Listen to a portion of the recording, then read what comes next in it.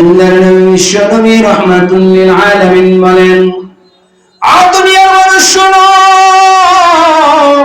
যারা দুনিয়ার জমিনের মধ্যে থেকে আমি পয়গম্বরের উপর দরুদ সালাম পড়বে, একবার নয়, দুইবার নয়, 100 বার দৈনিক দরুদ সালাম পেশ করবে, আমার আল্লাহ পাক রব্বুল আলামিন ওই বান্দার কপালের মধ্যে 3টা সার্টিফিকেট লিখে দিবে। দুনিয়ার জমিনের মধ্যে তুমি বড় সার্টিফিকেট ওলা হতে পারো,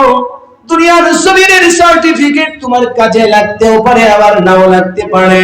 কিন্তু আমার মালিক আমার আল্লাহ যদি তোমাকে সার্টিফিকেট দান করে দেন, জানিয়া রাখো এই মালিকের সার্টিফিকেট যারা পাবে তারা দুনিয়ার জমিনেও দামি হবে আর আখিরাতের মধ্যেও দামি হবে।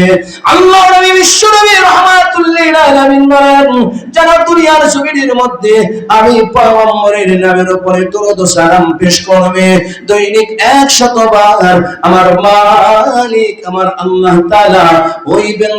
বান্দার কপালের মধ্যে 3টা সার্টিফিকেট লিখে দিবে।